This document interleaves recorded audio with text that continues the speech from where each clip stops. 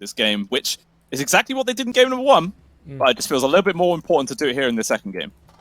Yeah, I think that Revenants... I'm going to make a bold prediction. I'm going to make a bold one. I think Revenants is going to have a better game than game 1. Which, I don't think they're going to win, but I think they're going to have a better game than the previous one.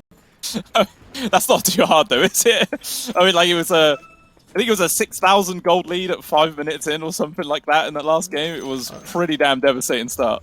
All right, they were 37,000 gold ahead at the 24-minute mark when they won. I think that won't be happening in this one. I think, maybe. By the way, I don't hear you disagreeing or agreeing here. I'm going to sit very comfortably on the fence right now and not put my toe either way. But no, I think in general I'm just going to be leaning towards Falcons. Just in terms they feel a little bit solid on skill-wise. I do like the lineup of Revenant. I can see how it can work. But a lot does sort of pivot around how successful this Tinker is going to be. And as you were saying, the amount of skills that can be used to find him, it's not going to be the easiest game in the world, but if he somehow pops off, I could see him running away with this one. By the way, I didn't say I lean towards Revenants. You were like, I lean towards Falcons. I lean towards Falcons too, alright? I lean heavily. I'm the leaning tower of Pisa right now. But I'm just saying Revenants is probably going to be having a better game. There's a prediction here. Yeah. Okay, well, we'll see. Ends up being 2 for 2 on the bounties. No first bloods this time round. No action to happen. It looks like maybe we've got a fight up towards the top there, but obviously you've always got to pay respect to the fact there is a pudge. And always pulling people out of position this early on is very devastating. Already a better start for Revenants. The previous one, they lost first blood on their carry, as only getting one bounty rune here. So this is already a nicer pace for them. As Boner, he goes on snaking, gets a few hits off, but you know, it's just gonna be a little bit of harass here. I hit you, you hit me. It's nice being melee against range heroes when you get close to them because you have that natural damage block.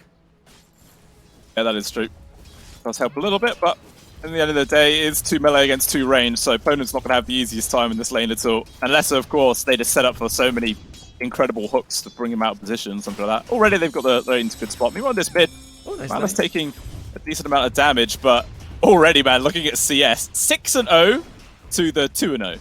But of course, Malice does have some more creeps here. If you can get all of these, then it's not actually that bad. It'd be pretty even. By the way, these bottom lane opponents focused heavily on making sure that there are no creeps. First, he is able to put a sentry ward that gets dewarded, but then he also makes sure that he denies his observer ward on the cliff. And oh dear, top lane. Yeah. Crit manages to kill Chrono, does lose his life for that, but who really cares? They got the first blood, they took down the enemy carry as well, so definitely a favourable trade going the way of Team Falcons for sure. The power of the Hoodwink, man. You know, it's just all about, you get the Blightstone, you get the Acorn shot level 1, and you do so much damage now, it's nuts. It is. And this is kind of scary. Chrono only with what 2 CS to his name, he's probably going to be able to at least get this one, so he gets 3, but 3 CS in 2 minutes. Not the best, as we see Poner losing his life in the bottom lane here. He's been doing decent at trying to sort of make sure that the no creeps don't spawn, but it's expensive. It really is. Especially since how Snaking has the old Harpy creep, you know. The little zip-zap does a hell of a lot of work. Looks like Rogue tries to go mid, but he does leave Poner by himself. Sorry, does leave Chrono by himself, which is a bit of a problem here. As overall, the CS on the Troll Warlord is sad. Hey, he's tying with the Chen. Some people are saying, why do you call him Shen? It's like, hey, can't we have a little bit of culture? Call him however I like. Vanilla, he is out of region though, and these hooks I've seen him hook Skeeter once, but you know, it's obviously not enough. Your partner, the Tusk, is decent, but I don't feel like he gives you a whole lot until he's like level 3 basically, with 1 point in every skill. I tried to go for a little skew play there onto Chrono, but it was a little bit off the mark. Not gonna be able to get anything. It's also one of the reasons why Hoodwink feels like a such a super strong hero this patch is because she does well against the Nature's Prophet. You know, Sprout comes out, you scurry away, you're like, I don't care. Oh, close! He tried. Yeah, now he's actually going to drag the creep wave around a little bit, but Malrin's trying to block him. Malice, sorry, so he doesn't put the creeps in a bad spot. Yeah, he's going to be able to farm them. I wondered actually, You know how every single Nature's Prophet just completely skips Nature's Call now? Yes. Do you think it's actually worth a value point against the Hoodwink? Because if you destroy the tree which somebody's bushwhacked to, it does cancel the stun. That is pretty good. I mean, I don't know if you want to take it at the early, like early on, you have such few value points and your skill points are so valuable. I don't know if you would want to take it early, but it is certainly a good idea. Like, I think that the skill deserves a value point anyway, just so you can scout out like Roshan, wards, things like that. Not wards, sorry, ruins. Like, there's value to it. Holy moly! And yeah, Falcons just casually sitting themselves behind the enemy, tier 1, get a kill, completely forces him out. And Pona's kind of in an awkward spot as well. He's going to get constantly zapped by the creep, in danger. Also, up top, Chrono ends up dying as well. Another kill going the way of Falcons. It looks like down bot Pona, he's going to be able to get himself away, but again, takes a hell of a lot of damage at the same time. And then Rogue also ends up dying up towards the top. Good lord, man. Just kills happening all over the place here for the side of Team Falcons. They're having a great game number 2. Already 3,000 gold ahead. And they also lose their Tinker mids. Oh, my dear. I feel bad for our Observer. I think our Observer is like, where are all these kills happening? What the hell? Like, Cringe just lost a Courier as well. So many people are just losing their lives right now. But overall, top lane, it's level 5 on Amar in 4 minutes. He's up against Chrono's level 3. Yeah. And yeah, look at the CS as well. 30-6 to the 13-0. Just over doubling his CS right now. Absolute beatdown. And I feel like it's only going to get worse. So, I don't know. It feels like the hopes aren't too great here. All the bushwhack timing a little bit off. And Amar dropping the tip towards his own teammates. Yeah, that's some friendly little bit of insults there. I like it. Yeah, friendly. That's how we like to see things. As we look at the sort of net worth, Mr. Shen is ahead of the equal to any offlane. About what supports are actually.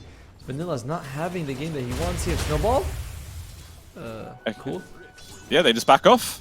Not feeling like they want to stick around. Again, he has 0 points into tag team. I mean, I guess it's not as important with a Pudge. Not really the best attack speed in the world and everything like that. So you don't get a huge amount of value out of it. But I don't know, even just for the slow and everything, maybe it was worth it at one point at least. I agree. Like, Malice. Yeah, caught for the Dream Core. A couple of creeps from staking well here to help out. There is going to be a TP that comes in from Rogue, trying to make some sort of difference here. Unfortunately, they will still lose Malice. Snakiness taking a lot of damage. The tower hitting him the entire time. So at least they do get that counter kill, but Rogue, he just goes AFK, knows he's dead. So again, it's another victory there for Falcons. Meanwhile, up top, Chrono's on his own, and they're immediately trying to go for this kill crit. He's on death's door, but he's just trying to run away. Is there a single route? Finally, Chrono gets one, but with the pullback there for the shockwave, and there it is. He does eventually go down. Super close there to the old squirrel taking the nut.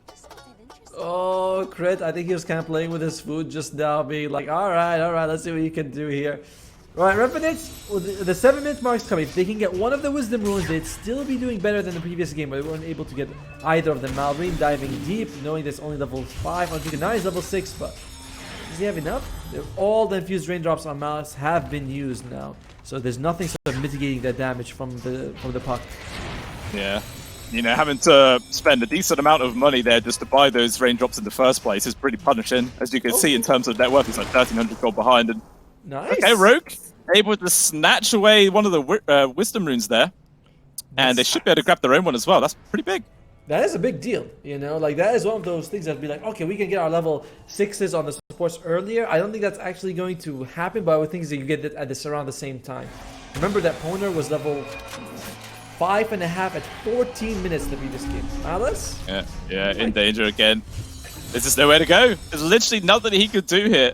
It just gets bullied down. It feels like he needs both his supports to be sat behind him the entire time. But at the same time, Chrono's just getting run out. Skier's making his first move up towards the top right now with the focus fire. Good shackle shot. Locks him down. And poor old Rogue, not long for this world either. We're just going to drop the RP, because why the hell not? Pona comes up here. Maybe they can get some sort of counterplay, but there's also staking. So there's 4 heroes. This is the one poor Tusk boy. Be careful. Yeah, no one's here to help him. He's just by his lonesome. Vanilla, maybe if you use level 6 on the punch, you could show up to help him out, but Boner is like, I think I came to the wrong neighbor. Nice dodge! But is it going to be enough? Doesn't look like it. Nope. It made it look flashy for a little bit there, dodging one spell, but there's about 10 different other spells that came his way. Nothing he can really do. Yeah, 7,000 gold lead, 8 minutes in. The shed on snaking is our higher net worth than everybody on the side of Revenants. That's pretty telling just how bad this game is going right now. Well, at least there's no like RP, there's no coil. The thing is, where's Vanilla? Where is this Pudge? Pudge has to be the guy to make things happen for your team. He's level 6. Alright, he's got this memory, he's hungry. But who's he gonna find to actually, get them some kills on the board here? Oh, I hear it. Yeah, there is going to be the battle trance up top. ATF in danger, Skews used. And finally, he is punished for this kind of over-aggression, just playing to the absolute limit. And finally, there is going to be a free kill there for Revenants. Also going towards Malice, which the Tinker definitely needs. But to be honest, all of them need it. It doesn't matter who gets the core, as long as someone does. But Vanilla, yeah, he's just dead. Just delaying the inevitable. He's just gone. Even with the Flesh Heap activated, he still just gets shredded. By the way, Malice is gone Bottle, Soul Ring, that's it. He wants to get the Blink Dagger. 700 gold away from it. That will help him out immensely if he can get it. Meanwhile, Chrono dodges the screw at the top lane. I think they might actually be going for Malice right now. They'd love to get another kill on him. Yeah, I mean, he sat right underneath an Observer Ward, so Crit knows where the target is. Takes a lot of damage in return, but Snaking's also here. Doesn't have many creeps, so actually will bring them in for the teleport. Malice, unfortunately, can't quite get himself out there fast enough. He will die. Meanwhile, up ATF does go down again, with 4 heroes on top of him. Didn't stand much chance. Very difficult to get out of that one. Crit. Damage, hook. Oh, 2 HP though, does the hook land? That's the big question. No. He's too far away. No, yeah, it's too far, fortunately for him. But it is something nice for them if they can get this tower. Again, they are like kicking back here on Revenant's side, getting 2 decent kills for them right now. But you need these Pudge hooks to land right now. You need to be able to catch someone. Look at Snaking's army. He's just oh my god, that's a lot of slows from these guys. Yeah, you got max level Holy Persuasion at 10 minutes in. Like he doesn't care, mate. He does whatever the hell he wants. And as soon as Revenants see this army, they just run away. They're like, oh Christ, there's nothing we can do. They start TPing out as well. Probably just going to let this tower go. Pona, though, maybe in kind of an awkward spot. Okay, the silence doesn't land. Unfortunately, the shard push up to the high ground doesn't work out either. Because eventually he will die. Yeah, that trick is not the easiest to do. You have to be standing firstly right next to the high ground, and you have to shard yourself. It didn't look like that was quite the pace. Because he was like, do I go in, do I go out, do I go in, do I go out? And in the end, he just went to the grave. Pudge, where are we at right now? Pretty close to that Veil. You do have decent magic damage on your side. I say decent, it's not amazing, but it's decent enough. Maelstrom still some way away from Chrono. Again, I don't feel like this guy loves to farm. He seems like he loves to fight, and he's good at it. So this Maelstrom build, I understand it, but I don't think it's the best.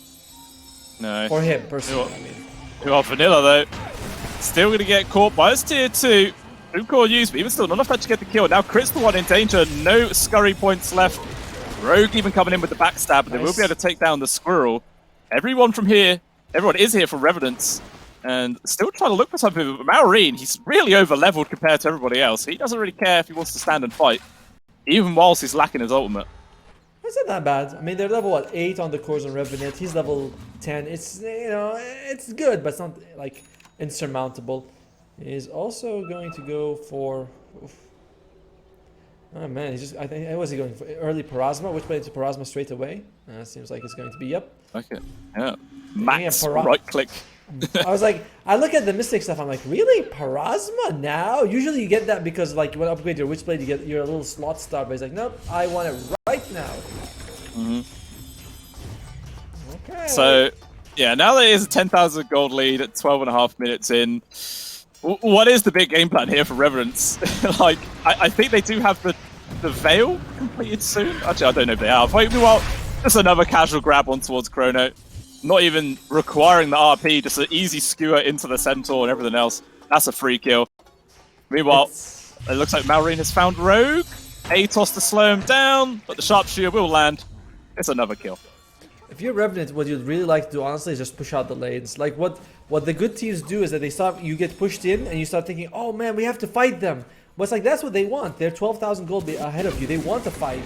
Oh dear. Vanilla. He gets it. All right, see what they can do right now with the Hand of God. Everybody else coming in from Falcons. It's actually going to be Vanilla who dies first. Chronos thinking about getting involved. Actually, the Dream Coil will land on towards the Troll Warlord.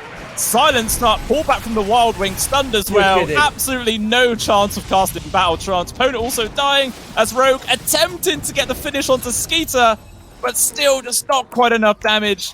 And it's another 4 kills going the way of Falcons. And I don't know, dare we even look at the win probability, Tomo? I think it's not going to look good. More win probability. I want to zoom in on that fight. Dude, what Snaking was able to do in that fight was so impressive. Being able to push the Troll into the Centaur to make sure he doesn't get the Battle Trance off. Like, really well done by Snaking. I often think of him as a very, very stable player. Oh, that's done! Honestly, I don't blame them.